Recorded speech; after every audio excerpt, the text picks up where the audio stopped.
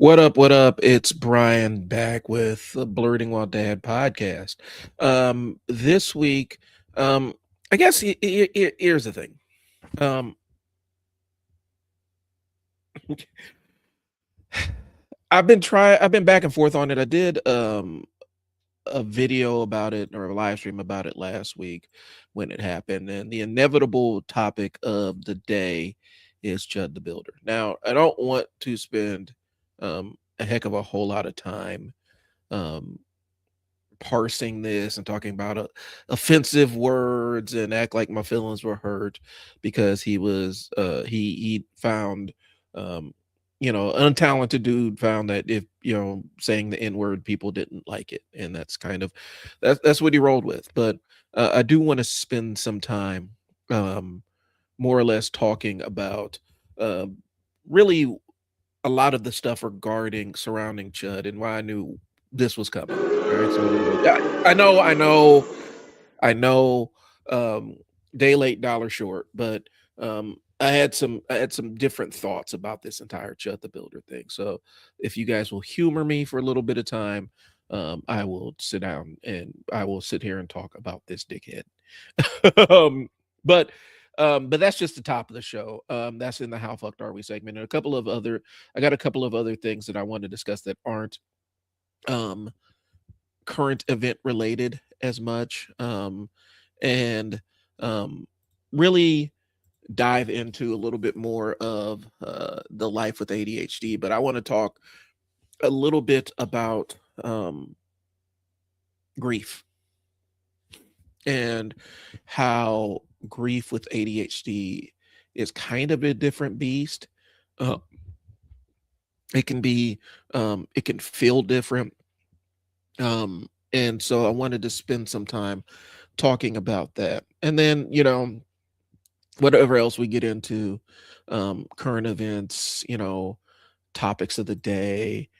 Here's the thing: when you live under, and I've already experienced this once, when you live under like this fascist, this weird place that we exist in right now, there's always political stuff that you can talk about, right? Hey, how's it going? Um, when you live in this world, there's always political stuff that you can talk about.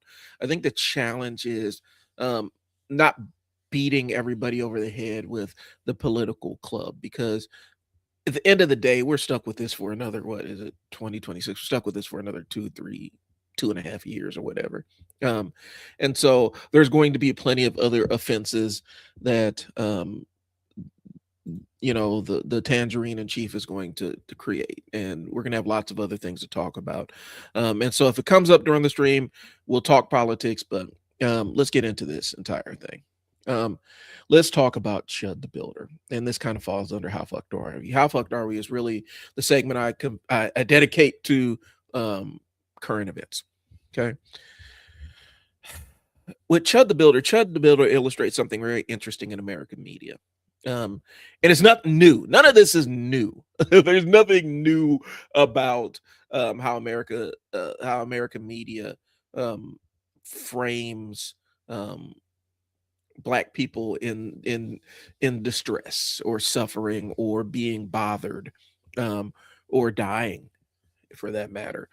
It's framed as entertainment. Like it's always been with that if it bleeds, it leads kind of thing. And Chud the Builder is just kind of the he's the he's the mid boss of this, right? And if you don't know who I'm talking about, man, you are really, really, really fortunate. As a person who has to live on social media to a degree, for business purposes, and familiarize myself with these people and in these spaces or whatnot, I came across Chud the Builder. It had to be about maybe let's 4, 6, 8 months ago. And first thing I realize is this is just an untalented guy. He's an untalented guy who stumbled upon this magic secret that if you go off and racially harass black people, people will watch you do it. And not only will they watch you do it, they will laugh about it and share it, and it's an easy way to go viral. It's an easy way to get those kind of hate clicks up, where You're not only are the people that really align with what you're doing fuck with you, but then also the people that don't really align what you're doing are sharing your stuff, and it goes viral that way. And so it's the entire negative attention thing. Like I said, a thoroughly how do I put it? He is a thoroughly Chud was a thoroughly untalented individual. He just stumbled into let me go provoke these black people and then threaten them with a gun, and people think it's funny. I knew from the beginning that if you are a gun owner and um, you spent any time around guns or anything, in most states you cannot walk out and instigate a fight or try to provoke somebody into a physical confrontation, even verbally, even if it's just words. You cannot go out there and try to provoke somebody into a physical confrontation and then shoot them and say it's self-defense. It doesn't work like that. There are different fighting words, clauses, even pulling your gun out in some places, pulling a weapon out and threatening to use it against somebody can be brandishing in some locations. In Tennessee, specifically where this dude was at, I said it was aggravated. It was aggravated assault charge that he could have been charged for at any point in time, because he's walking around intentionally trying to provoke people into a reaction and then pulling his gun out. Like this is aggravated assault, and realistically it could have really gone a different way for him if he encountered another armed person who he had threatened. Because once you make that threat, it kind of changes the game. And so I've been saying this stuff on social media, like this dude is really kind of skirting. He's kind of playing in a weird legal gray area that's not necessarily built, designed the way that he thinks it is. And so he walk around. I think it was Nashville. A lot of the stuff was in Nashville. Walking around, finding black people, and then hitting with racial slurs. And here's what the issue was, and this is why I have I never had any regard for dude, but he was actually, it wasn't just, you see the videos and it was black men that he's going after, right? He's going after men. But the stuff you didn't see is there are women and children that he targeted. He targeted black children with racial slurs, and then threatened them in the same manner. You just never really saw that, or that wasn't as broadcasted. But it was really this weird, I'm going to try to provoke somebody into a physical confrontation and then use my gun on them and say it was self-defense. And he's talking about spraying people with mace and shooting people and all kinds of other stuff after he provoked them. And a lot of people, when they did the behind the scenes of it, and they interviewed people that had interacted with him, they said, I was out minding my own business and this dude just starts calling me slurs. And I turn around and say, what? And then that's where the camera comes on, and then he starts talking about he's going to shoot me, and then continues to ramp up the slurs. And he had been building kind of towards this escalation because, like I said, he's not necessarily a smart dude or a talented dude. He just found a way to get attention. And I think there's a toxicity of the attention side of things. I talked about it I think it might have been last week. Just in general, this idea on specifically on TikTok, where somebody creates a format and then everybody copies that format. And the original person that created a format or a meme or a trend or a bit, a segment, that original person gets lost in the shuffle because everybody's copying it, and it's not even people putting their own spin on it. They're just doing it word for word, bar for bar, word for word, and posting it. And that's what I think is probably going to happen with Chud the Builder. Like I said, I could see another person doing this. For those that don't know, and I haven't gone into the whole details about this thing. Hi. Thanks for jumping on. I haven't gone into the whole details about this thing, about the details of what finally got him arrested, and gave a little bit of backstory. I haven't done that piece of it yet, but there's going to be somebody that copies him, and that's going to be the game. And we're going to start seeing duplicates of Chud crash test dummying out. And that's why the people, it was an L on the behalf of the authorities in Tennessee, because they could have picked him up before it escalated to the point where he actually shot somebody with PTSD. He shot somebody who had PTSD after provoking them with racial slurs. And he was told that the guy told him, I have PTSD, and he kept harassing him. And the guy snapped, he punched him, and Chud shot him. And now you have a family that is reeling with this. Apparently this guy's kids are messed up because their dad got shot, apparently. Hi, how you doing? And it was really, this whole thing was preventable. And like I said, I'm not here to talk about he said the N-word bad. I don't really care about, like, I'm moved past that point of it. I'm talking about, you are intentionally targeting a narrow group of people for harassment and recording it without their consent, more or less. Hey, Mike, how's it going, man? Thanks for tuning in. We see a guy who goes out, harasses people, and records them without their consent so he can line his pockets with it, right? And I know he got kicked off of pretty much every major podcast. Like, in order to get kicked off of Kick, you have to be on some diabolical like, you got to be diabolical, or Kick's got to say, okay, this person's enough of a threat that I need to actually remove them from the platform. Okay. But people watched and were entertained, and they shared it. Some people were outraged and they hate shared it, because that's a thing that happens in these spaces. The danger is well obvious before this. I knew that this was the natural terminus of this. And this dude was even talking about, he's hyping himself up. Like, he's talking about, I'm gonna blow somebody's brain up. Like, he was charging himself up about it. He was gearing himself up. And not long before he ended up shooting the brother, I forgot what town in Tennessee it was, outside of a courtroom. He ended up shooting the dude. He was gassing himself up, like he was ramping up towards, he called it the series finale. Okay. And here's the thing. Black folks are burdened with, we have to stay calm. We have to not react. I can't escalate this. I can't give them what they want. Meanwhile, this dude gets to just berate us in public. He gets to hound and harass, which is, I'm still saying this, is illegal in and of itself. You can't walk up to somebody and try to provoke a fight with them and flash a gun and threaten to shoot them. That's not legal, bro. Like, they could have picked him up before then, but they didn't. They allowed somebody to get actually harmed before they took action. And now you go to Chud's GoFundMe or whatever the damn thing is called. And yeah, it's doing numbers. Like, because that's the game that's afoot here. And so you have a lot of people that sit around and they fantasize about this kind of stuff.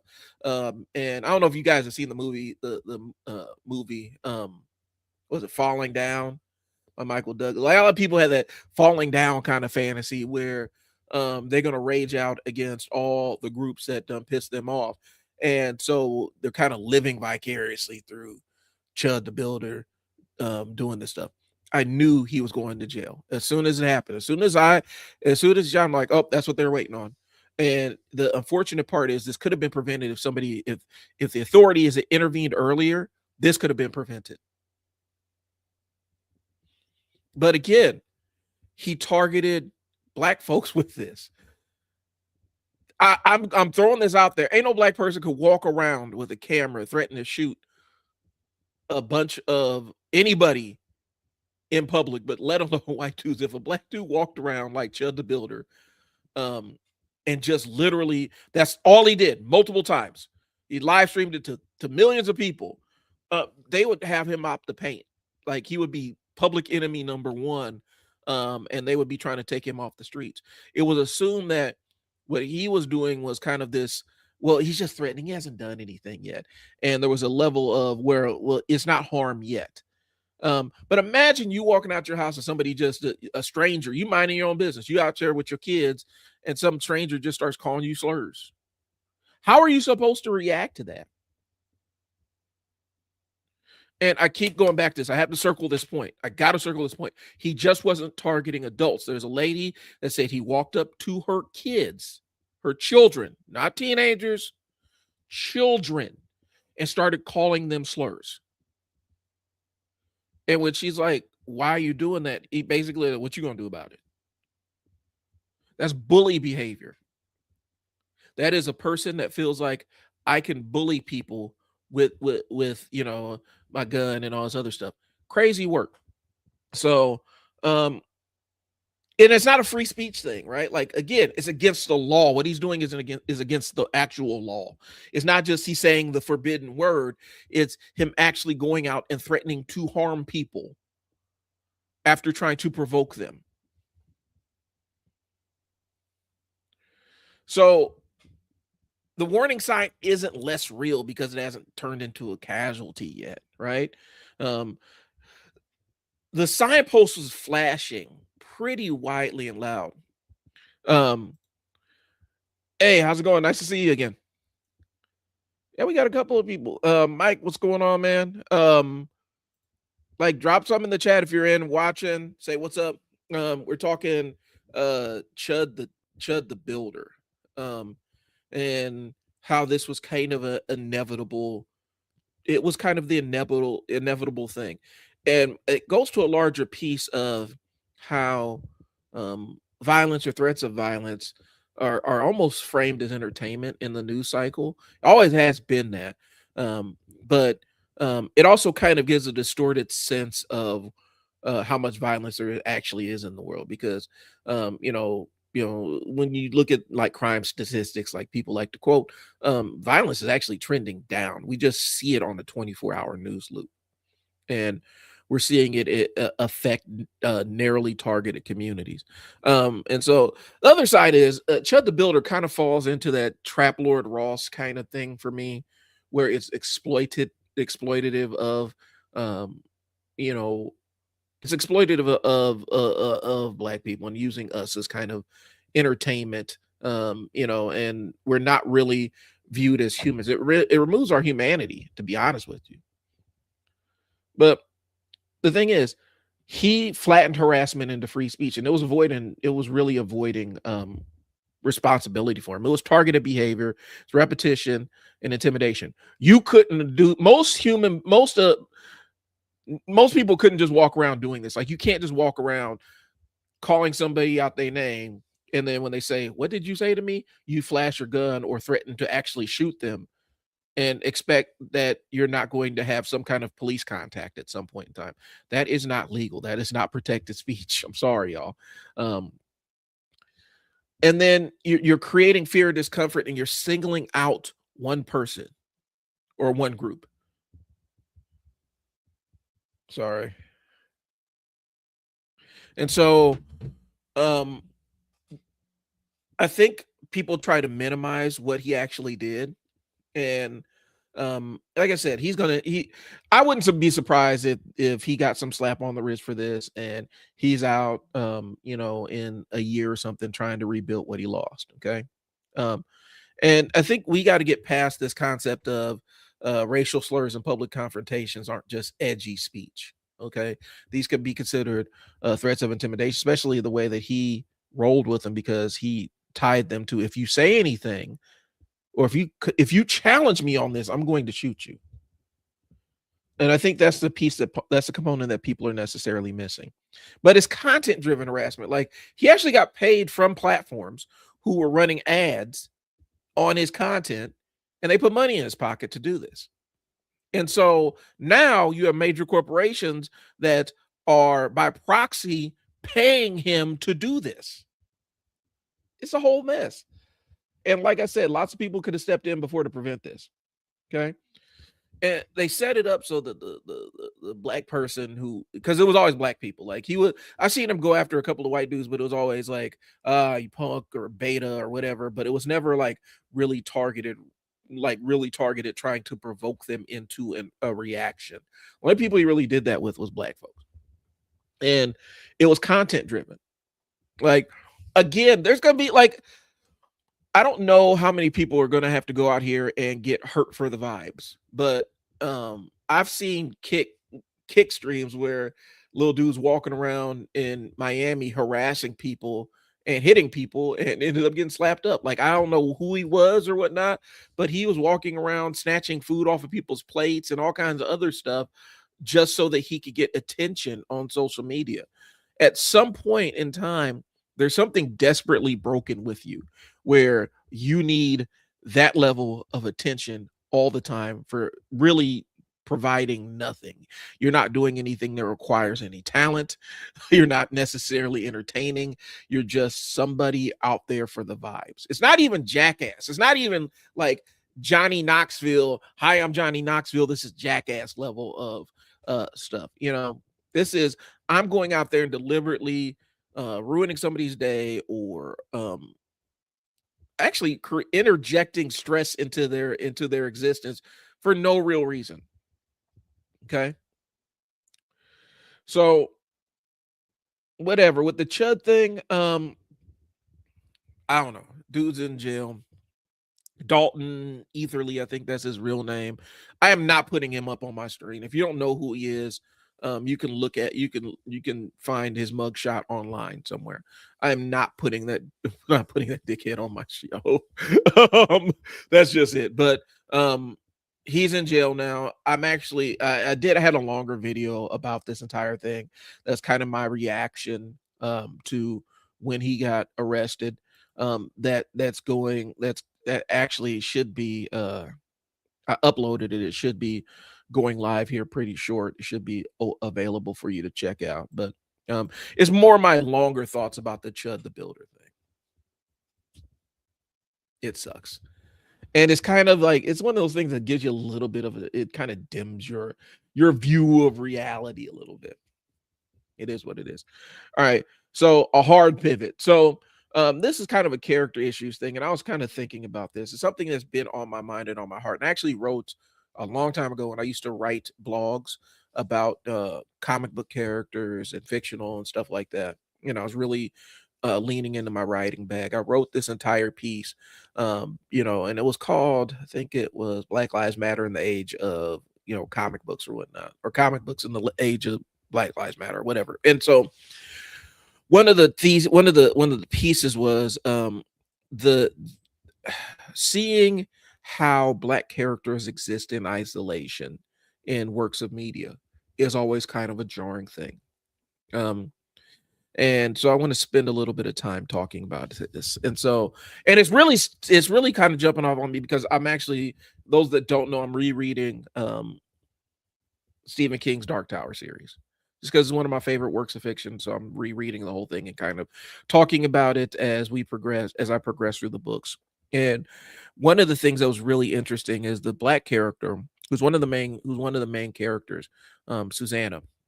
Um, Susanna is in this place, and I remember because she has a split personality. If you don't know the lore of the Dark Tower, um, you know, one of the main characters is Susanna.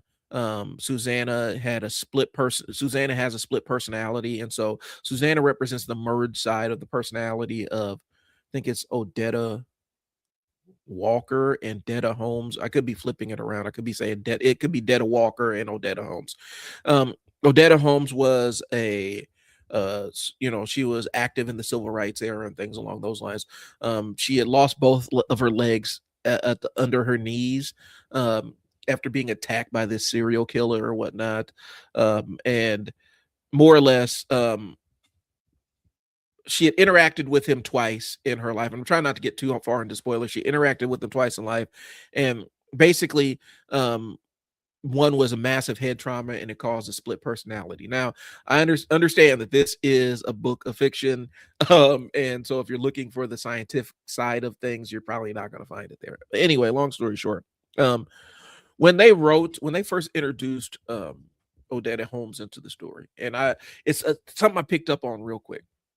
I realized, you know, in hindsight, realizing that a lot of times white authors, when they have to when they feel like they have a Black character, um, they may not necessarily know or feel like they have a level of insight into how Black folks talk or interact with one another.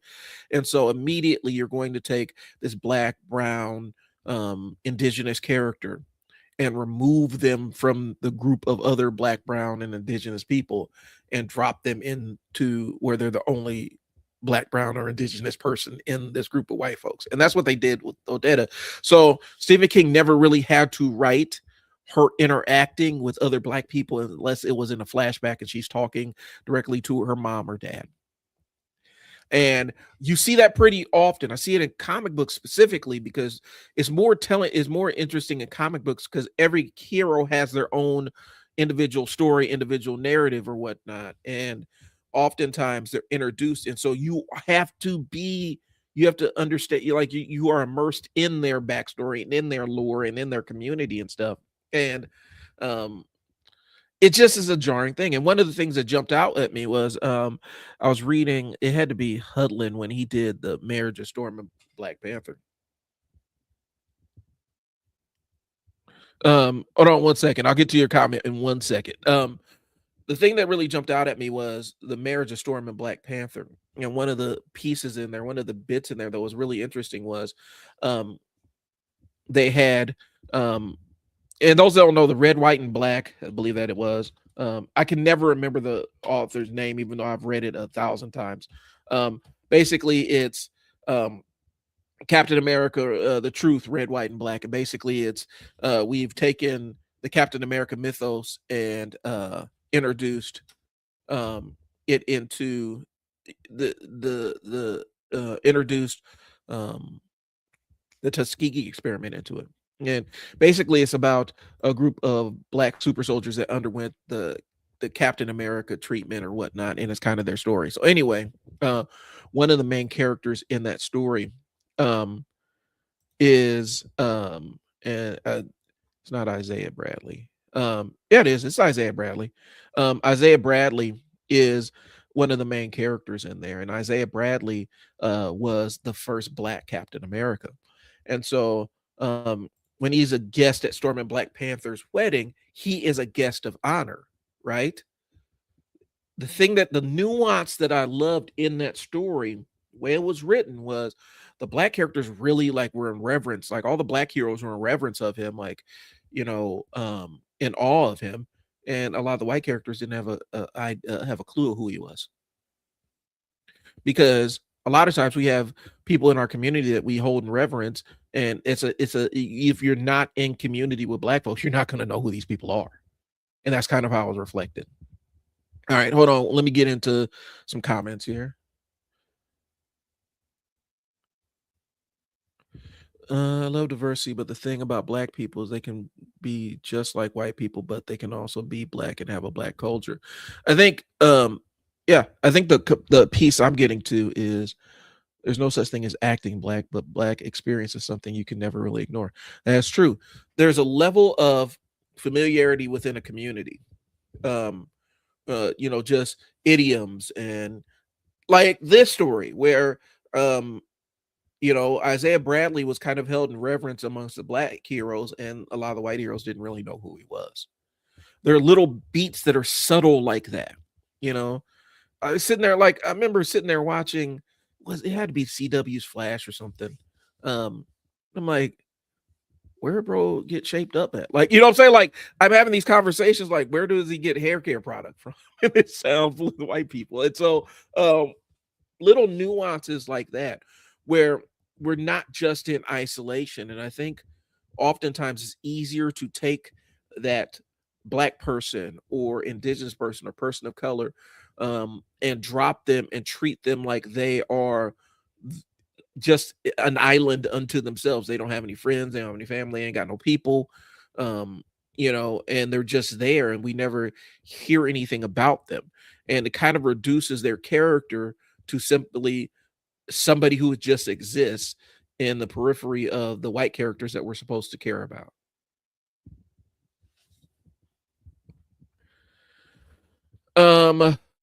So here's it, and I'm talking narrowly about black characters because that's Blerding While Dad. And so the pattern is you got one black character surrounded by white folks in white spaces. And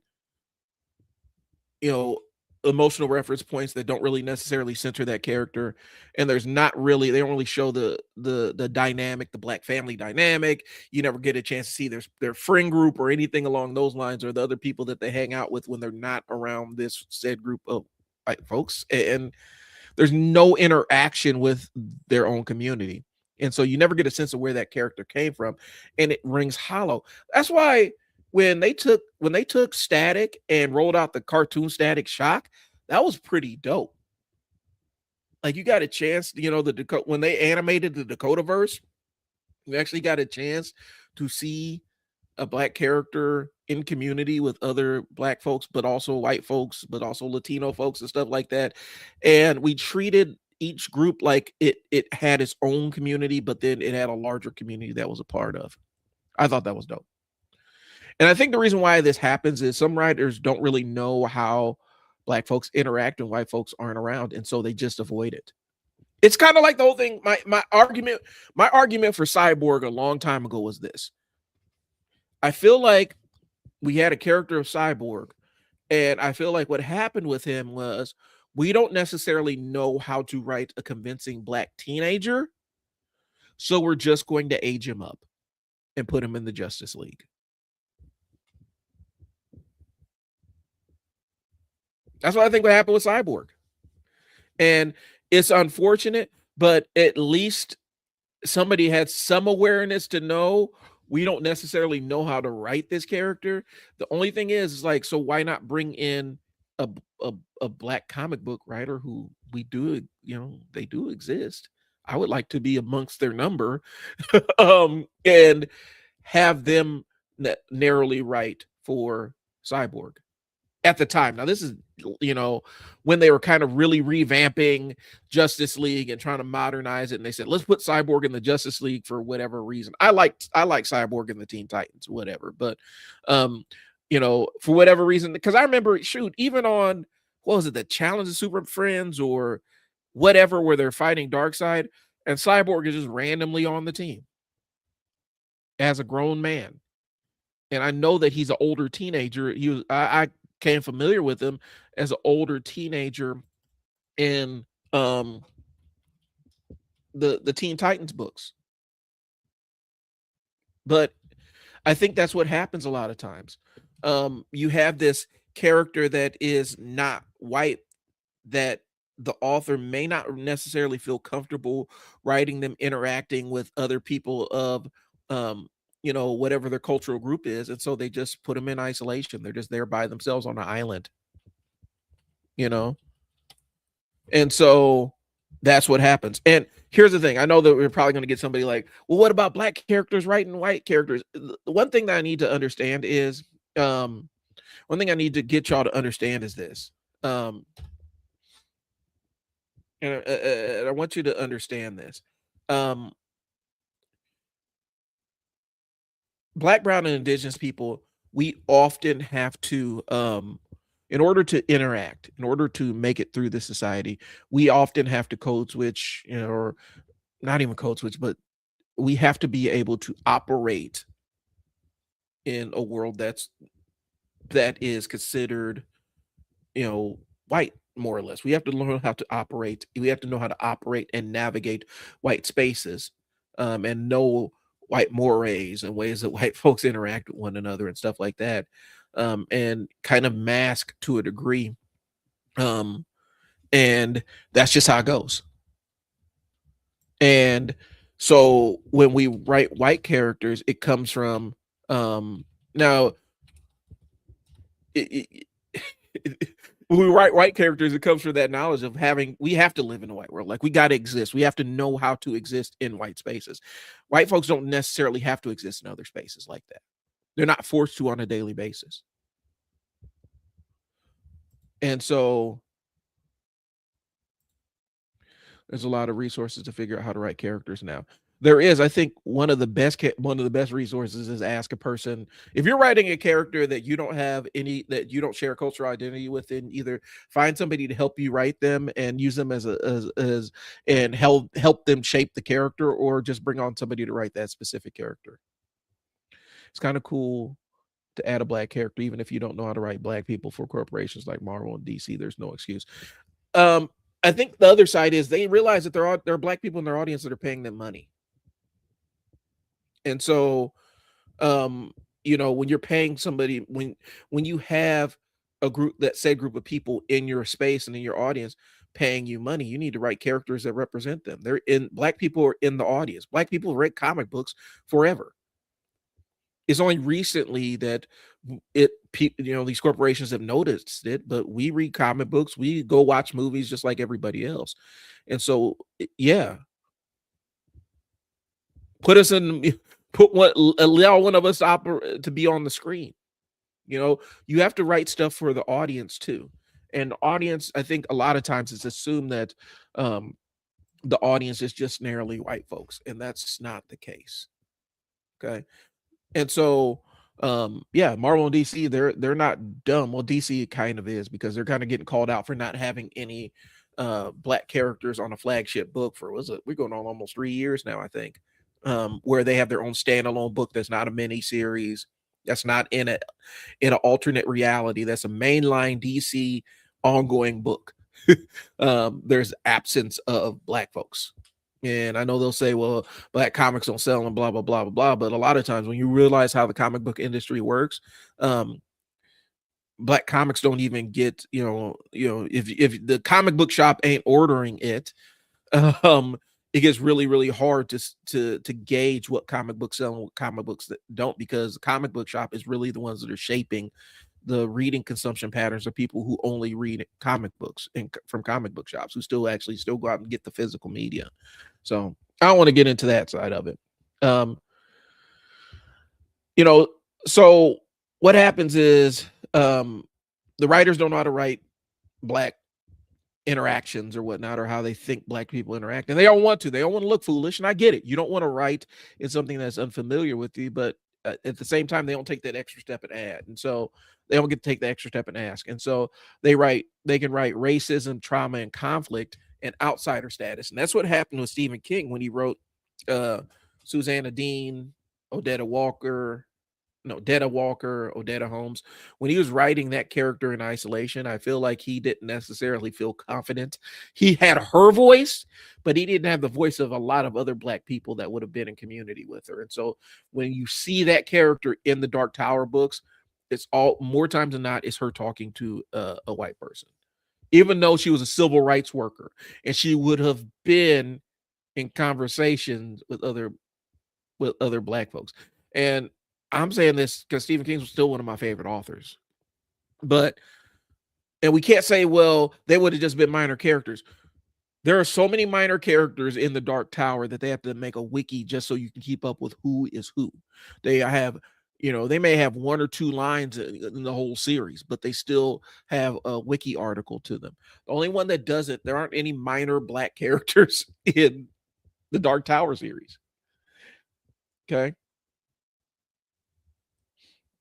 All right. So, but yeah, and I understand it's a blind spot, and I understand, because as a writer, I understand I don't know, I don't get dialogue. I understand dialogue.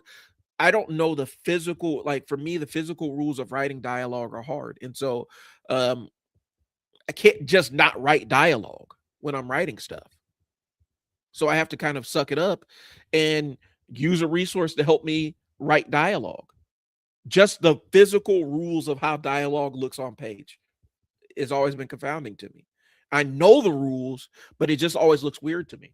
And so you get help. So if you have a character if you create a character that you don't share cultural identity with, then you need to find either a person or somebody you could talk to consult with, to make sure that this character aligns with that cultural identity. Because a lot of times, that's what happens to black characters. We just snatch them out from all the other black people and have them standing in a bubble in isolation where they interact with no other black people. They just interact with white folks in the book.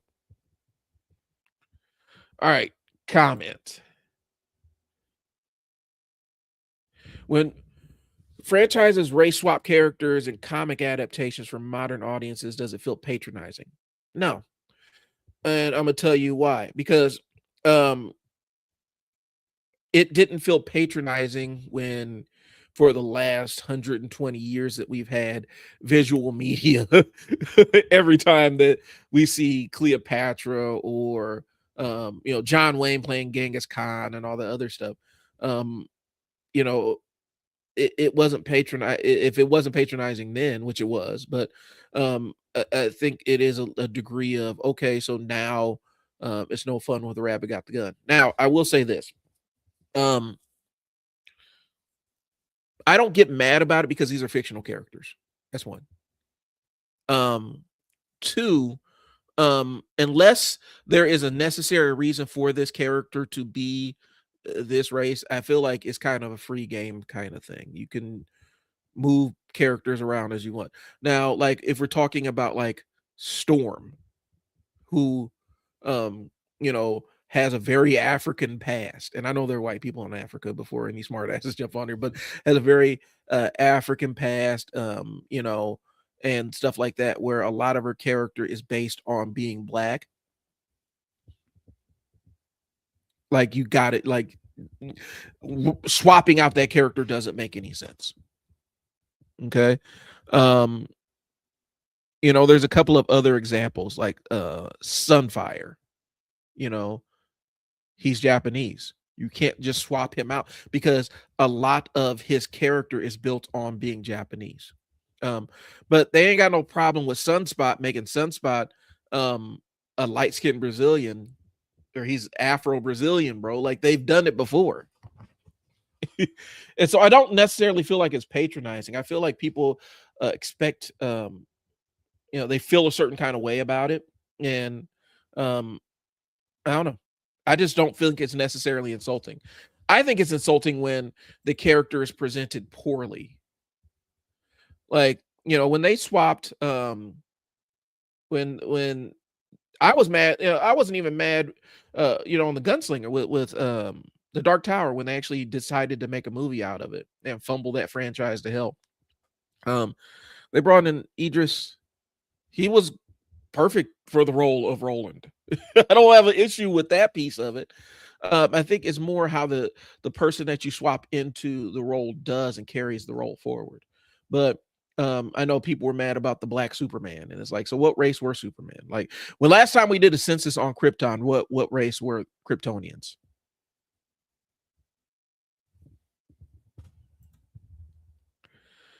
Some characters' races don't hit the way I like them to. They made Green Goblin black in a game and it was kind of based. I don't gel with A's and Hulk. I did because I liked the character of Amadeus Cho. Amadeus Cho was a dope ass character, and when you were in the Hulk, when you are in the Hulk family, you're going to be a Hulk at some point in time. You just get Rick Jones. He was going to be a Hulk at some point in time. Amadeus Cho was going to be a Hulk at some point in time, and so I didn't get mad about it. I don't get mad about legacy characters being legacy characters. I think legacy characters allow you to take an existing character and add a new spin to them. That's I did a couple weeks ago talking about Shiloh Norman. Shiloh Norman, Mr. Miracle 3, I believe.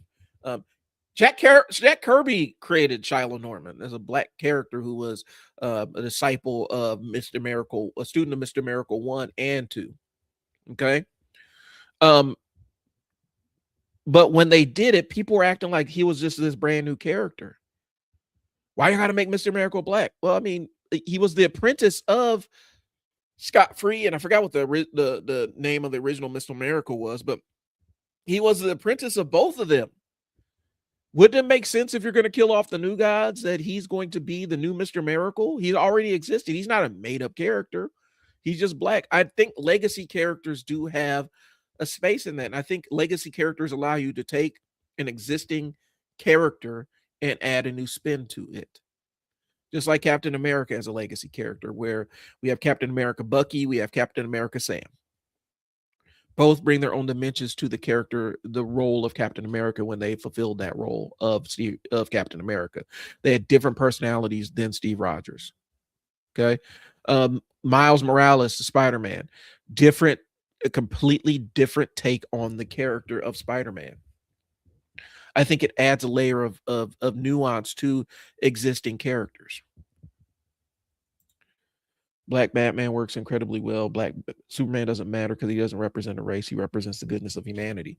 Yeah, and I also think we can make was it Val Zod, who is the Black Superman? They made him interesting. President Superman, he was interesting. But there was the Sunshine Superman, who was if you look up the Sunshine Superman. He was a Black Superman. He's been around for a while. He wasn't major where they had the Sunshine Superman and he was like this major character, but he existed. And he was the Black hippie Superman.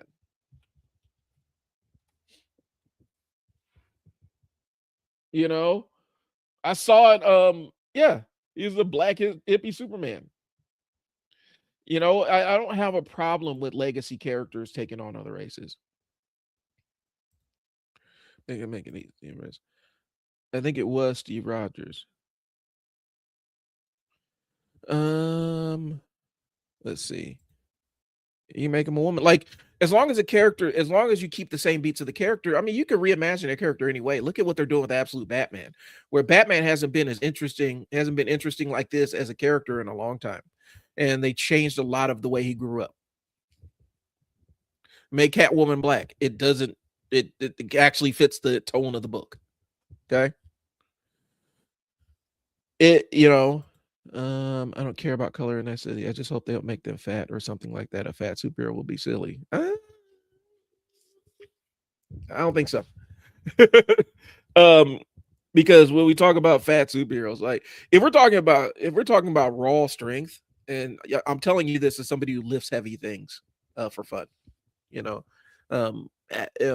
taking some time off, but for a while I was actively trying to get my deadlift back above 600 pounds. If you're talking about some of the strongest individuals walking around the planet, there are some anomalies, but if you're looking at powerlifting physiques and powerlifter builds of people who have to express strength, who have to express raw strength, there's fat on them because mass moves mass. Being ripped and jacked, it's strong. I'm not discounting bodybuilder strength or anything. I'm not discounting that at all. But when we're talking about raw strength, even look at Eddie Hall. Eddie Hall has a gut. That gut is muscle. That his core is absolutely insane. But he does have that adipose tissue on there. If you see me in public, you're like, big fat guy, but you talk to the doctor, your muscle mass is there. You just carry it different. And so I don't have a problem with fat superheroes. I don't think the aesthetics to me matter as much. Are they interesting characters? Hell, I mean, I sit there and watch what was it? We TV or Me TV or whatever. And I watch old episodes of Canon where they have the dude from Jake and the Fat Man. And this dude is a police detective. And they have this poor man running every episode. Every episode, he's chasing some perp down. This man has to be in his mid-40s with a beer belly, and he's chasing people down actively. They don't use stunt doubles or anything. This dude is running behind. He always has a chase scene where he's on foot chasing people. So I don't think the aesthetics matter as much. Matter of fact, I think sometimes the aesthetics can get boring sometimes, and I think that's what happened during the speculator craze in the 90s. All the women pretty much looked the same, no matter what the race was, their ethnicity, background. They all looked the same. all had the same dimensions. All the men looked the same. You had some that were bigger, some that were smaller, but they all pretty much looked the same. And it ended up killing a lot of people's interest in comic books. Kind of. I would be okay if they allow a trans legacy character, if Superman were a woman pretending to be a man. I would think that you got Loki. Loki exists, man. And Loki has been multiple genders, but Loki's always been Loki. Nobody tripped off of it. Yeah, if you look up powerlifting in the dictionary, it'll be a picture of Mark Henry. And Mark Henry was you look at him like, man, if you're looking at the aesthetics of how we classify strength in pop culture, It doesn't necessarily match what strength in the real world is. Mark Henry was damn near, it was over 300 pounds. This dude was dunking basketballs and doing insane feats of strength because Vince McMahon was psychotic and was just having him do anything to get the spectacle and get the camera on him. Mark Henry was a freakishly strong man in a sport that has freakishly strong men. And he doesn't fit the bodybuilder aesthetic, but he was in a locker room full of bodybuilders. He's stronger than the vast majority of them. So I don't necessarily mind the fat superhero. I think there's characters there's all kinds of characters that can fit as long as the story is good and it makes sense.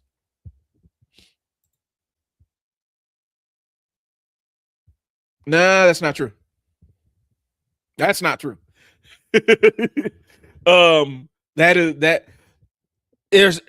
You can't use that heuristic, because more times than not, when you see like somebody that's like shredded, that's not necessarily natural. But times, that's where you do get into a little bit of the supplements that people don't want to talk about, but also shredded muscle guys and shredded muscle girls, typically when you see them in magazines and stuff, that is dehydration. They're completely dehydrated and a bunch of other very unnatural stuff. You want to see the most unhealthy shit on the planet, sit around and watch how professional bodybuilders, a lot of them have to eat and deal with their disordered eating and stuff like that, and some of the other stuff they have to do. And there are bodybuilders and powerlifters that won't do tested competitions. I understand they won't do tested competitions. Those are the ones you got to look at, but the gut isn't necessarily an indicator. We're looking at, I'm looking at back knee. If you want to know somebody who is absolutely juiced, who's absolutely on something, look at RFK. Look at RFK. That ain't natural. I'm telling you, that's not natural. I'll put, like I said, I will wager nothing on it, but that's not natural. And he is jacked and he's shredded, and ain't none of that natural. None of it is. I can't blame Vince. Henry was strong. He was a good spectacle. Like, this man could bend a quarter. Like, he's in there bending a quarter. He was mad because he couldn't tear a quarter with his bare hands, but people watching him there with his bare hands bending a quarter. Are you serious? People forget. Yeah, lifting for strength doesn't correlate to combat strength. Bruce Lee would delete most bodybuilders. Bruce Lee was on record saying that a fighter like Muhammad Ali would kill him, because Muhammad Ali was much, much bigger than he was. So, it goes to a point like, yeah, just because you're big doesn't mean that you can throw a punch, but just because you're big doesn't mean that you can't throw a punch. And there is something that is the great equalizer, getting snatched up in the air and dropped on top of your head. Yeah, that's a great equalizer, and I've seen it happen plenty of times.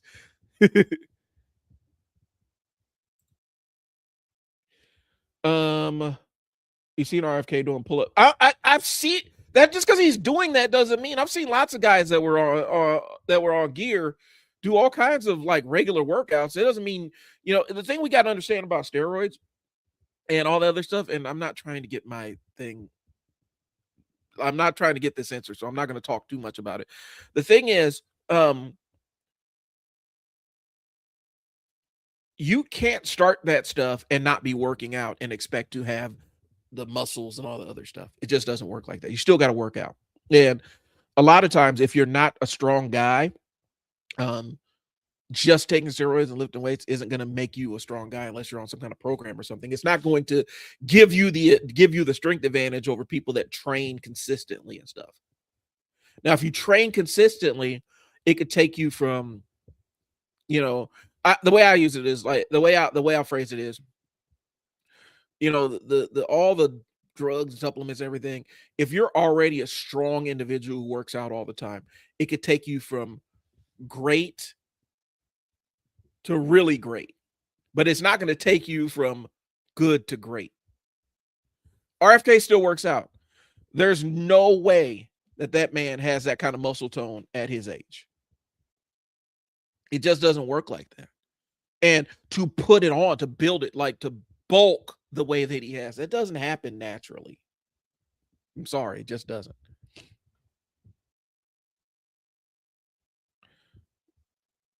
He's doing the work, maybe with some assistance, but he got discipline too. Yeah, but then also, the billions and the billions of Kennedy money that helps too. It's probably the reason why he's still alive after eating roadkill, bro. Like eating dead roadkill and eating roadkill is rotting on the side of the road. Like you got to have some kind of medical something. Mass matters. Yeah, mass moves mass. Here's the thing. So I tell people all the time, like I'll go through cycles. Like I can lose weight for a long time. I could lose weight relatively easy. And so if I wanted to maintain my strength, I had to watch. Like I would have to actively watch my calories and actually eat more.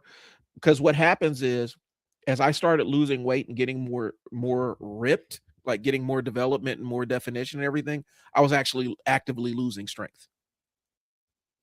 Like those couple of pounds matter. Bruce Lee would get fucked up if he attacked Mark Henry. Yeah, yeah. I mean, Bruce Lee knew what he could do and what he couldn't do, right? And there's a reason why there are weight classes in combat sports. Because at some point, the weight does come into play, especially when you're talking about higher level combat fighters and stuff. More professionals. There's weight classes for a reason. You're not going to see the best flyweight on the planet isn't going to beat up the 120th ranked heavyweight in the world. It's just not going to happen. There are weight classes for a reason. Muhammad Ali wasn't just big, he could move. Yeah, he could move, but what I'm saying is that's where it goes into. Weight classes exist for a reason. Sorry if I'm I'm spending a little bit of time on each comment, but yeah, weight classes exist in sports, in lifting, like powerlifting. There's weight classes for a reason. In combat sports, there's weight classes for an actual reason. Because no matter how good you are, at some point, size and weight do come into play. Okay, it just it is what it is.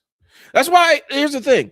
That's why Brock Lesnar was able to brute force his way for a while. He's able to brute force his way to heavyweight titles in the UFC. He's a big son of a gun, but he was also a heavyweight champion, like collegiate NCAA heavyweight wrestler. So he had that pedigree, and so he could just brute force more disciplined strikers that were just smaller than him. He could just ragdoll them. And so that's what he relied on. Good conversation. Let's keep going.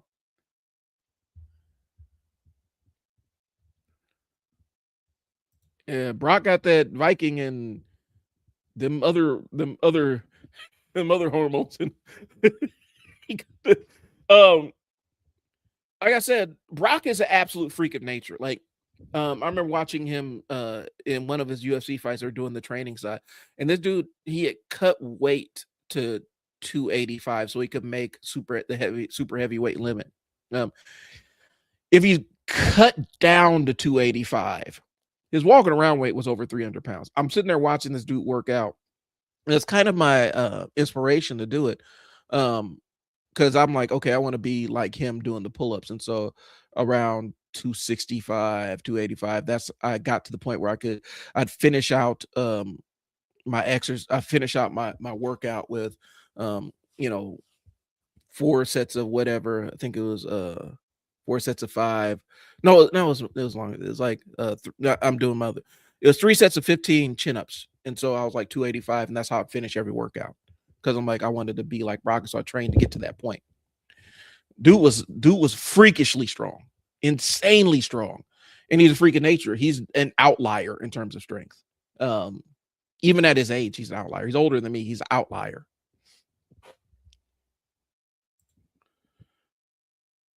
Mark was sad about him. He didn't have a character until the Hall of Pain. I love the Hall of Pain too, bro. Like, I feel like they fumbled so bad with the Hall of Pain.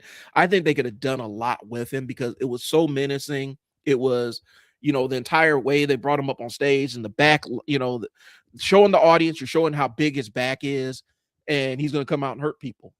And I think I feel like they could have done a little bit more with him. But then eventually they had to feed him to Cena, which is, I mean, everybody kind of gets fed to Cena at some point in time. But um, I think that they could have done a lot more with the Hall of Pain. I mean, I look at it like this. I think the Hurt Business was a generational fumble on WWE's part. Like, that was a generational fumble. And absolutely like a massively missed opportunity. And you could have put Mark Henry as the manager or one of the heavies with the Hurt Business, man. Come on, man.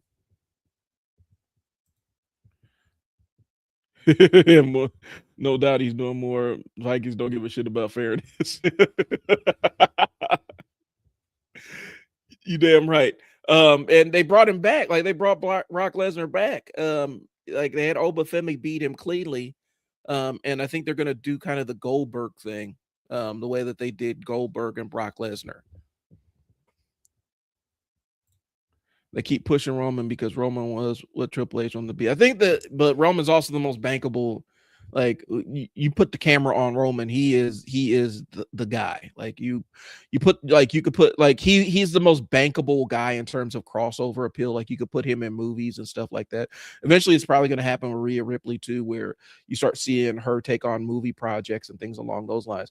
That's why Roman gets the push.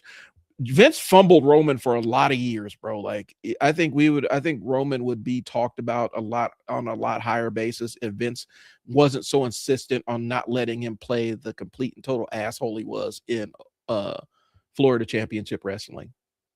If they let him lean into really a little bit of what his real personality, cocky, arrogant. A cocky, arrogant, if they let him lean into that earlier instead of trying to make him like this superhero that sold T-shirts and everything, I think that we would have Roman in a lot higher regard. Faked it till he made it. Yep.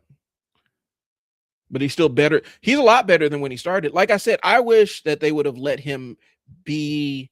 Like, there was a lot of guys that never really got a chance to shine in the way that they should have shown because Vince was too worried about having the hero good guy the kids could cheer for, not understanding that the entire thing is that Steve Austin proved that you can be the heel, but if you pull it off, if you carry it off the right way, you still will have fans.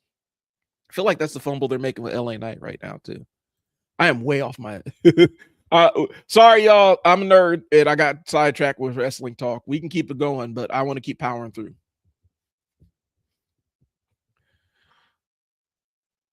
So I talked about Odetta and Susanna Walker and that thing, and I think Stephen King didn't necessarily know how to write her. And so representation isn't just putting a black character in the room. It means knowing who that where that black character came from and having a sense of it. They wasted. Yes, they absolutely wasted Cesaro. They wasted him in that Sheamus thing. Like, since they hated tag teams, Cesaro and Sheamus's tag team was amazing, but they could have made him an absolute mauler and like a big, huge, grizzled individual that will hurt you. They could have 100% leaned into it. AEW is actually screwing up Cesaro right now too, bro. Like, Claudio has not been interesting in AEW. I don't know if anybody knows how to use him. Yeah, because Claudio's super. Like, he actually has that tier of freakish strength. He was super wasted. Yeah, I think they wasted him too.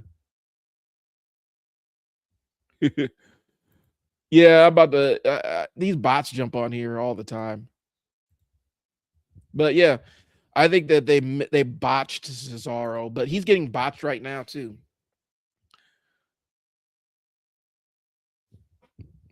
Let's see.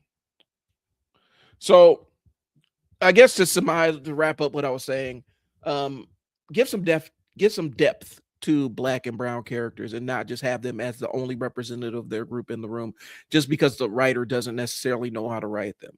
Like I said, black folks have to exist in non-black spaces all the time.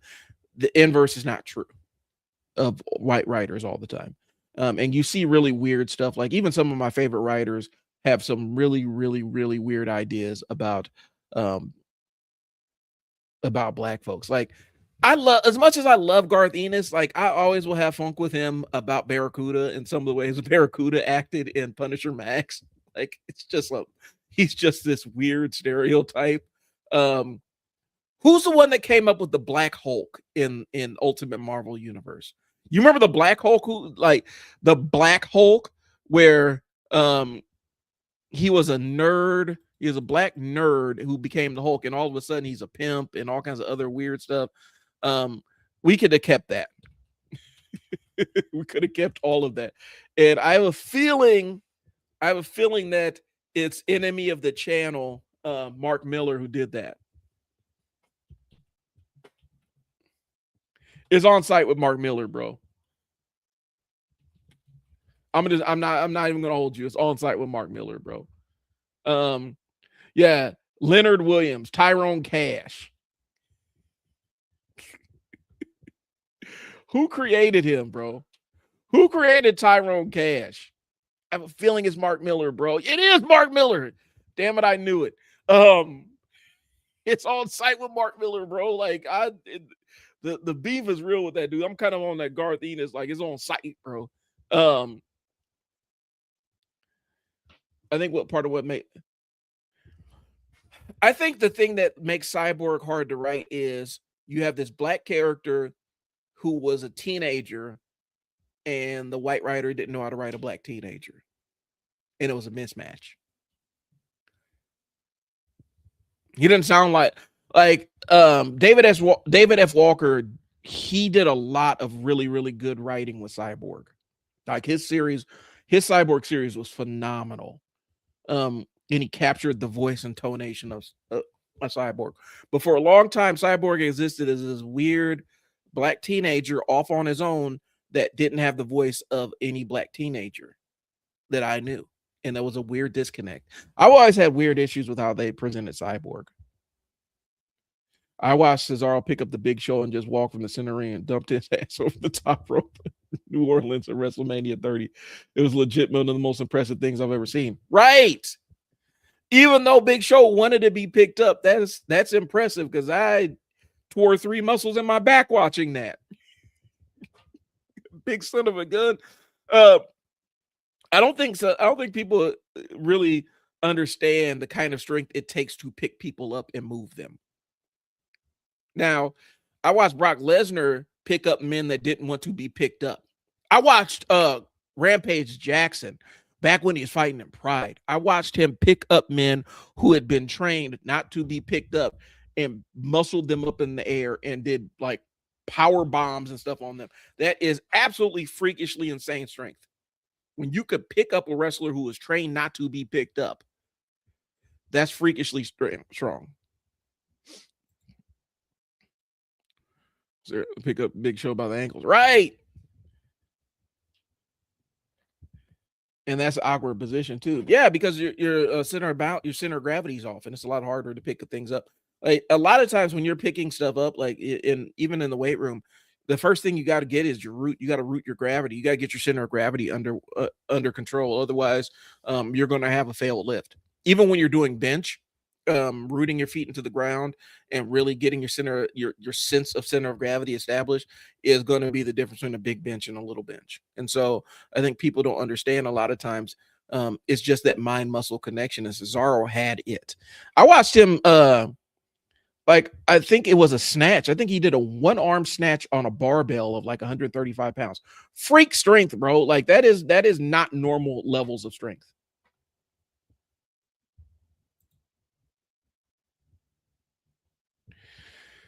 I do think they wasted AJ Styles, but AJ Styles was getting wasted in TNA beforehand because they didn't know what the hell to do with him either. I think when they started the OC and all the other, not the OC, I think it was the I don't know. I think it was the OC. Where they had Gallows and Anderson. That's where it started getting weird. And they started playing around with that for a while, and then they backed off it. I think they could have used AJ Styles near the top of the card for a while. The thing is, though, AJ wasn't that he had his moments on the mic where you're just like, and I think that might have limited what he could do. But I do think he was wasted to a degree. Yeah, Cesaro's a freakishly strong individual, bro. I used to watch a lot of his feats of strength on YouTube and just try to get some of his workout stuff. You're born with that kind of strength, or you're born with, I don't want to say you're born like you come out of the womb with that kind of strength. You're born with you either have the capacity to generate that kind of force production or you don't. And Cesaro has it. Dolph Ziggler. I think Dolph Ziggler became a victim of his own success. He could do everything so well that they put him in the ring to do everything so well. Like, you needed somebody to sell who could sell like Grim Death. You could bring in Dolph Ziggler, and he was amazing at it. And he was so good that he ended up becoming the guy that needs to sell for everybody. Sami Zayn has fallen into that thing where Sami Zayn is so good at what he does that he ends up becoming the person you use to get the other people established. And I think Dolph Ziggler they could have put a title on him. They could have done a lot with, like, they could have really pushed Dolph Ziggler to the top of the card, but for whatever reason, Vince wasn't fucking with him like that. I don't understand why. I don't get it. I think they blew a chance with him, in a way. But yeah, they blew a chance with him when they did that stupid cheerleading thing. That was terrible, bro. Like, I don't understand. But like, he saved his. It's amazing that he rebounded from that. It really is. But like I said, I think when I'm looking at all these other people that are getting misused, like I said, to me, the generational fumble was the Hurt Business, bro. Um, you know, they could have done so much with it. They could have done so much with that. You know, not giving us the Hurt Business. Not giving us the Hurt Business versus the Bloodline was criminal. It was criminal. That would have been a lot better than what they, because the first conflict between the Bloodline was dope, but I think if you had the Hurt Business versus the Bloodline, oh god, that would have been amazing. That would have been amazing, must see television, and they fumbled it. All right, so I'm gonna continue on. I can jump back into wrestling if you guys want, but I'm gonna continue on. I had some ADHD thing. I think I'm gonna do a more traditional video about that one. Just because the vibe is high right now. I like the vibe right now. I don't want to drag. I don't want to bring it down with my depressing sad boy stuff. I have ADHD. Okay, I'll talk a little bit about it. I want to talk about the Drake release. Like, Drake dropped them 3 albums. My feelings on Drake are pretty straightforward. I'm not a fan. I'm not the target demo, whatever. The thing with Drake, I was messing with Drake up until comeback season. I listened to the mixtapes up until comeback season. And then after comeback season, it just switched off for me. And so Drake has existed in this space where I'm like, yeah, he's the Taylor Swift of hip hop. He's the Michael Bublé of hip hop. He is the most popular rapper on the planet right now. And I get it. That's always been his kind of thing. That's been the albatross around his neck. I got a different take on that, kind of the psychology, just my take on how Drake is. So hold on 1 second. I got to pull up something here.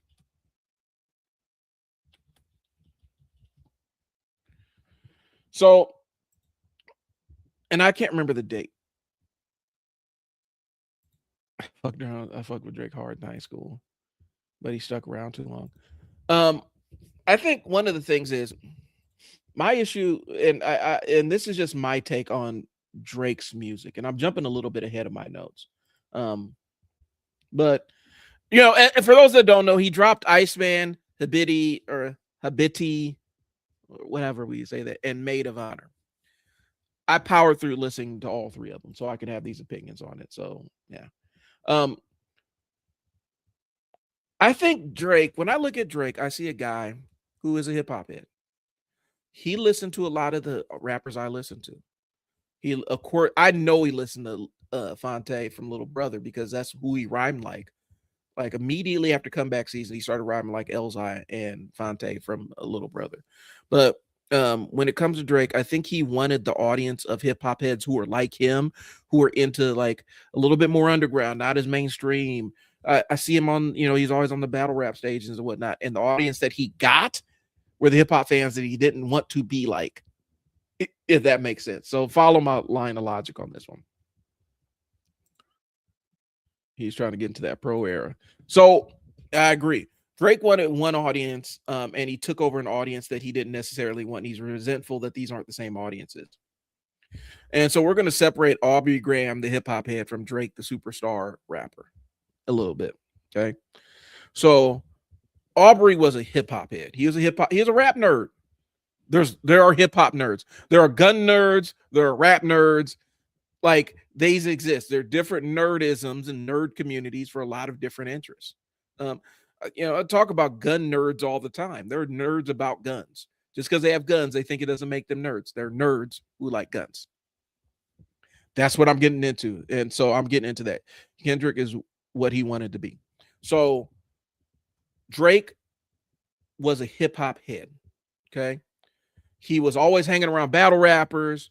He always like I said, he had Elzai and Fonte. You don't get deep cuts like Elzai and Fonte guest starring on your album if you don't know something about hip hop. Okay. He listened to a lot of the rappers I listened to at that time. MF Doom, Little Brother, Slum Village.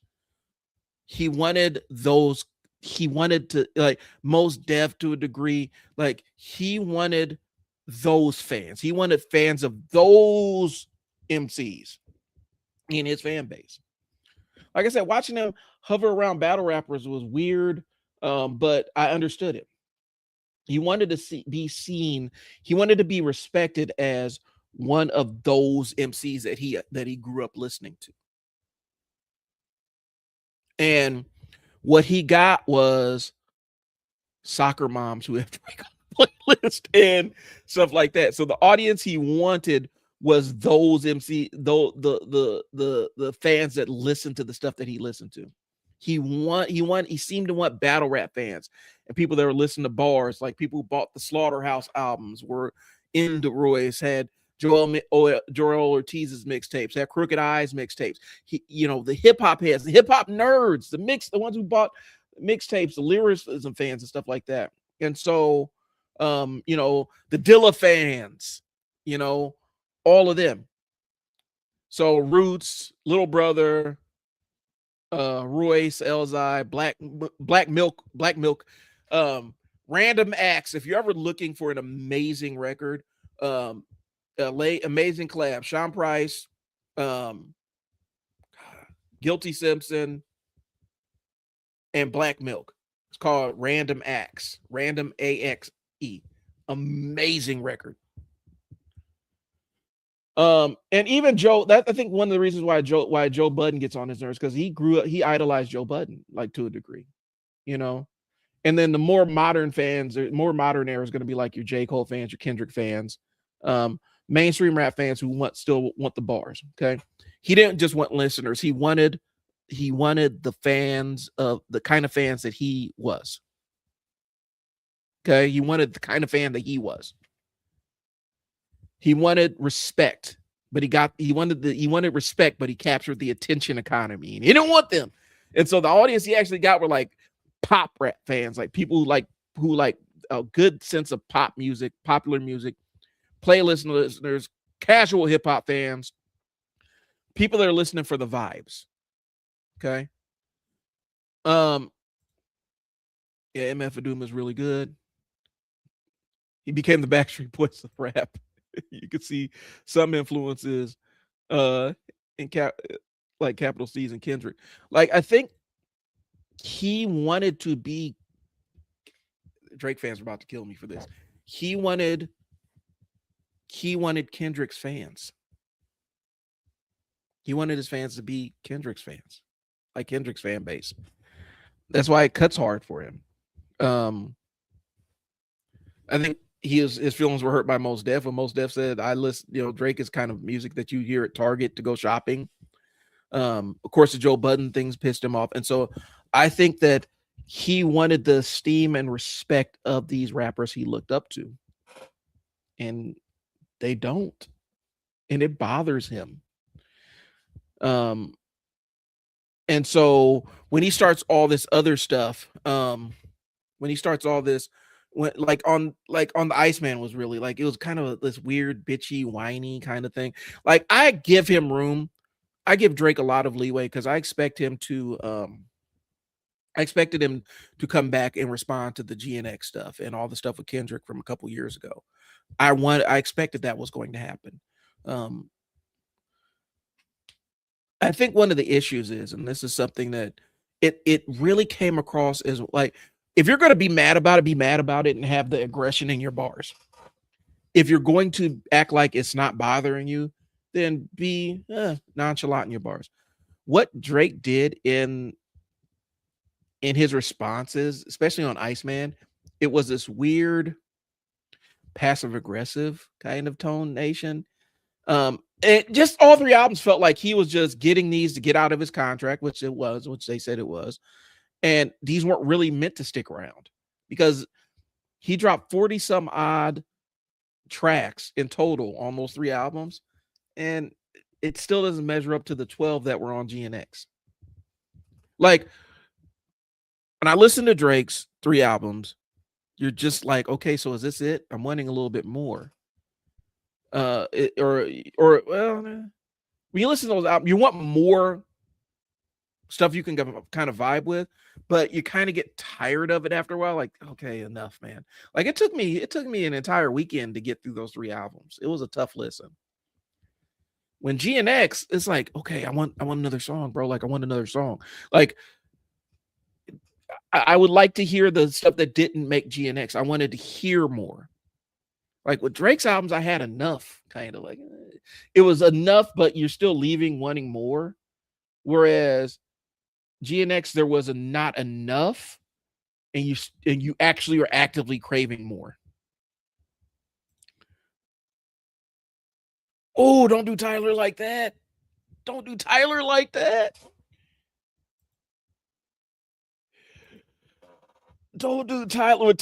When Tyler the Creator is on, Tyler the Creator is on. And so, and it took me a long time to warm up to the Odd Future kids. I still don't know where I necessarily fall with Earl, but Tyler, he grew on me over the years. My son was a big Tyler fan. Tyler grew on me. I think the edgelord stuff doesn't land as cleanly. But I also think he's still a relatively young guy, and I think he was living out his online edgelord phase in front of us on record.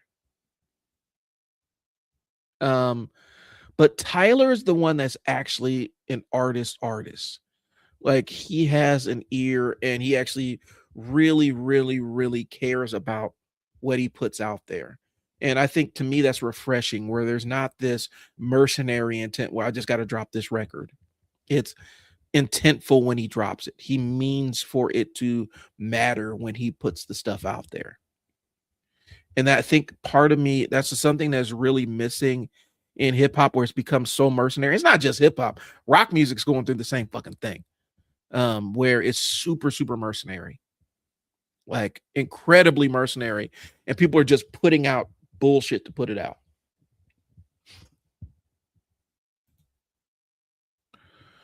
I think, like I said, Tyler, I think he's at this stage where he cultivated this fan base and a specific sound within that fan base, and that's what that's what people expect of him, but it's not necessarily what he wants to do.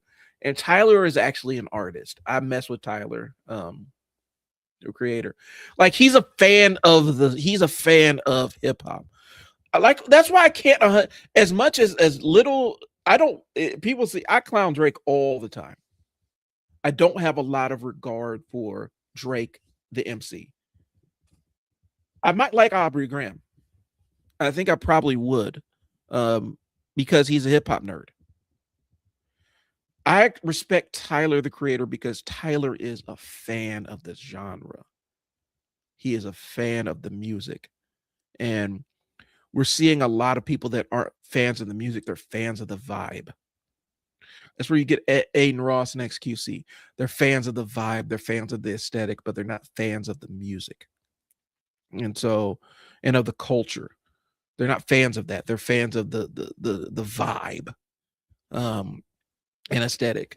And so that's why I always have love for Tyler, bro. Like watching him get excited about being called to pop up on the Clips' album and drop a verse still brings a smile to my face because he's a fan. He's geeking out. Joey, oh man, I get it. So like, the way okay, so I like Lupe Fiasco. I like some of his music. I don't like Lupe Fiasco. From what I've seen, I don't know him personally. It's not like I know Lupe. Like I don't have this parasocial thing where I hate him and I know him personally. I don't know him personally, but I like Lupe's music, but I'm not necessarily a fan of his music. There's some things I mess with, some things I don't. And I can see where Joey could be that person. I don't know what Joey did. So you're gonna tell me, what did Joey Badass do? You gotta tell me what, because I'm not familiar. Back to Drake. I think the tension he feels is he doesn't like the audience that is his biggest fan base that actually drives a lot of stuff. I don't think he would necessarily. I don't think from even a musical taste wise, I don't think he would align with a lot of what his audience likes. They like him, but I don't think he necessarily he would align with their tastes. Like his music library, his music catalog probably doesn't match what his audience likes. And he doesn't like that audience. I could see the resentment. I think when Drake says y'all, I don't think he's just talking to rappers. I feel like it's aimed at his fans because it's the fickleness of his fans. The fans that jumped over to follow Kendrick, where they didn't, the fans that weren't loyal to him. Like, I feel like he feels some kind of way about that. It's weird. But I think he cultivated a group of fans that he doesn't necessarily like. That's why it feels like a lot of his stuff is low effort, because he's just like, I'm just putting this out here and this is the stuff that they like. And so it's like you are a passionate burger chef, but you can only work at Burger King. At some point you're going to start phoning it in. And I think that's kind of where he's at. He does. I don't think he respects I don't think he respects his largest fan base. I think and I'm not saying there are no hip hop heads in Drake's fan base. Don't get it twisted like that. But I don't think that they represent the kind of fan that he is of hip hop, if that makes sense. Okay. I think M fell into that pocket. Like, I think Eminem cultivated a fan base of people that he didn't necessarily like. His musical taste didn't align with his biggest fans. We see Eminem getting interviewed. One of the rappers he always shouts out is Redman. Like, he considers Redman one of the greatest rappers of all time. A lot of Eminem fans don't have the slightest clue who Redman is, and if they did, they probably wouldn't like his stuff. So I think Eminem kind of fell into that trend, fell into that pathway too, where he has a fan base full of people that don't align with his musical taste and things that he's a fan of. I think that's a lot of artists, to be honest with you, but those are the two that kind of pop up.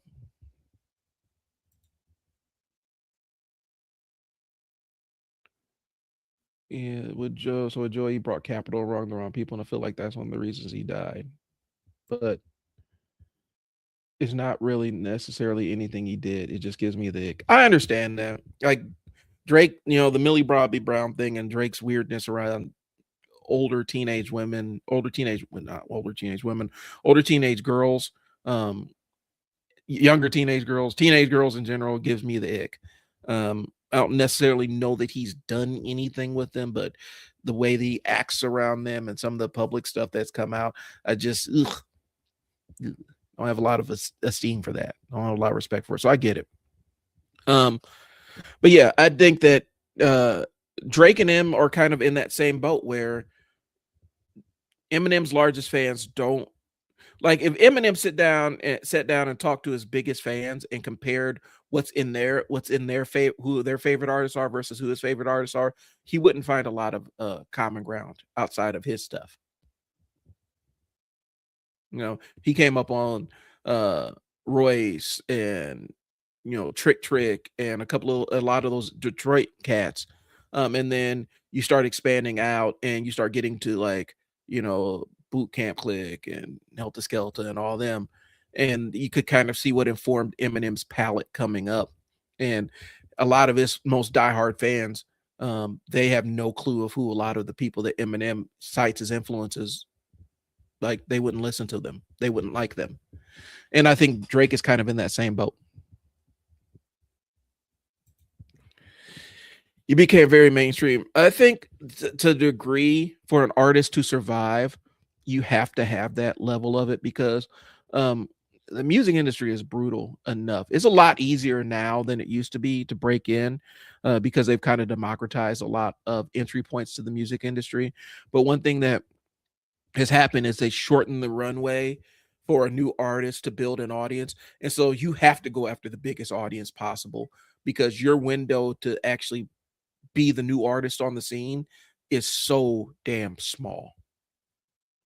Where it used to be you drop an album, you have a year or two to drop singles from that album and blah blah blah blah blah. Especially in hip hop and R&B. Now you got 3 months to make shit happen. Otherwise, it's all over. And I think Joey Badass has found his staying power in he managed to still be Joey Badass that a lot the mixtape heads really enjoyed, but then crossed over and found a bigger audience. Came out when he was so good. Oh, are we talking about M or are we talking about Joey? I think M just kind of became a victim of his own success. Like I said, I was one of the few people like around here where I'm at. I had the Slim Shady EP, the mixtape, before he was even signed to Aftermath. I had stuff from him being on the Wake Up Show. I actually had the freestyle that got him signed on tape and stuff. And so that was the Eminem I was familiar with, the one that was went up against Juice in the Rap Olympics and Rhyme Fest and all them. That was the Eminem that I was familiar with. And I think again, it ended up becoming that natural byproduct of crossing over on television because they got used to that sound, that Dre sound, that Eminem over a Dre beat sound, and that's ended up becoming what informed everything. And I fell out of connection with M probably around his third album and didn't pick him back up for a couple of years. I was always a Royce fan. Like the first moment I heard Royce the 5'9" on the first Bad Meets Evil, the Bad Meets Evil song, I was in. But I even had the Bad Meets Evil EP on Game Records with Scary Movies and a couple of other tracks. So I think M ended up like he had to lean into that for a little bit, and then he took his time. Like I said, the Bad Meets Evil album was something I had waited on for over 10 years when it finally dropped. The full length Bad Meets Evil.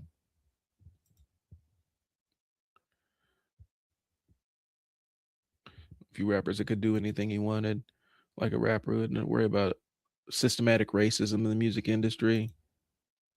He is destined for it. Yeah, and I think, but he also, and M will probably tell you that he benefited to a degree. If we're talking about M, he benefited to a degree from, like, not taking away a skill, but he benefited from the anomaly of being the white rapper, because the white rapper's always gotten a bigger, like, there's always been a little bit more interest in, like, I'm a huge Beastie Boys fan, but they always had, there's always this, look at this kind of thing, like these white guys are rapping kind of thing with the Beastie Boys. That just happens. Hell, I mean, that's Third Base.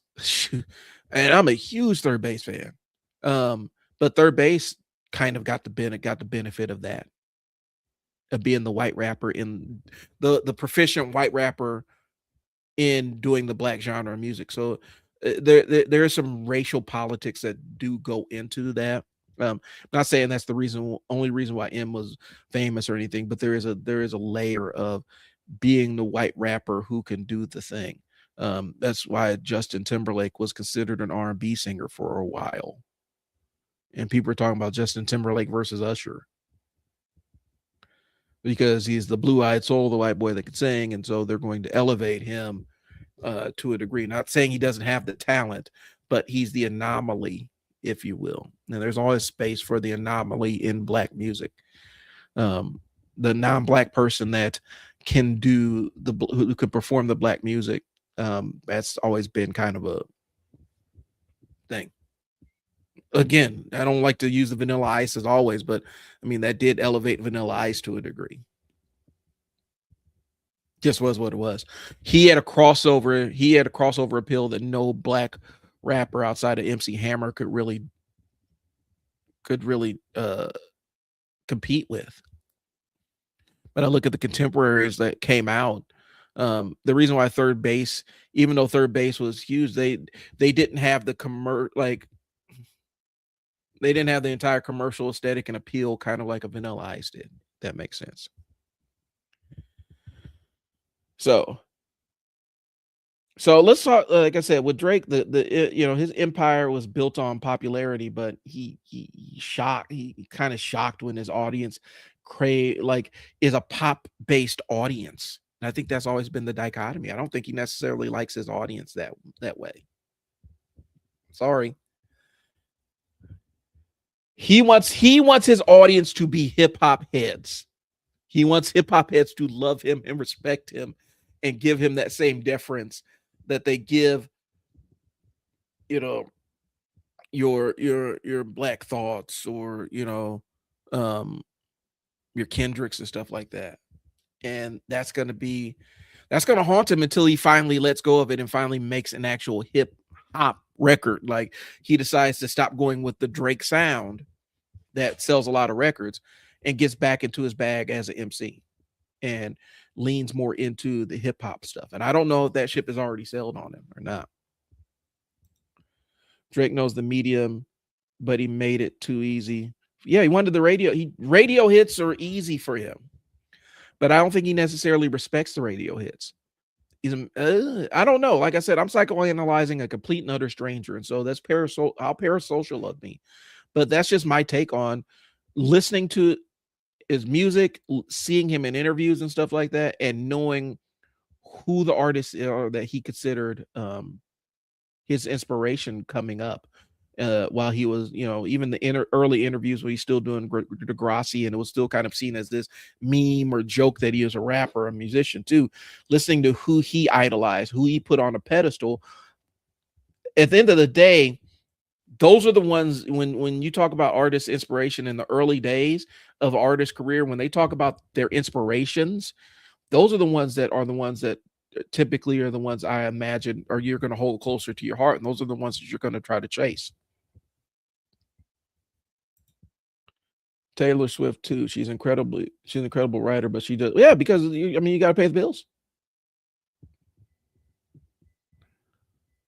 Yeah, I've been saying he's the Taylor Swift of hip hop, and he has a lot of his.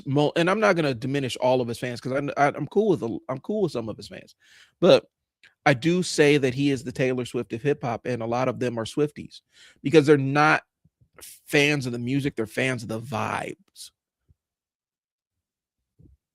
So that's what it is. So I'm almost an hour and a half in, and I need to get up out of here. So I left half of the show on the table. The thing I want to come back to, and I'll probably lead off with this next week, is I want to talk about that was great. Yeah, I had a good time. I do want to talk about the ADHD way that we process grief and ADHD. And there's two ways that we kind of deal with grief with ADHD. One, the grief of loss, like losing somebody that you love, and I've experienced that way more times than I want to, especially over the last year. But then also the great grief of the person that I thought I was going to be. Like, I always compare, what could I have accomplished had I been diagnosed as a had not because I had been diagnosed as a child. What could I have accomplished had my diagnosis been heeded to when I was a kid? And I got the care that the treatment that a lot of my white peers who had ADHD, because like I said, I knew a whole lot of black kids that ADHD on paper, but they weren't getting treated for it, because ADHD in the 80s and 90s as a black kid instantly means you got slapped in remedial classes no matter where you were. And so I want to talk about those levels of grief and those two layers of grief. And that's probably what I'll do on the next show. I'll talk a little bit about them. I'm going to probably have a more in-depth video about it. So stay tuned for that, y'all.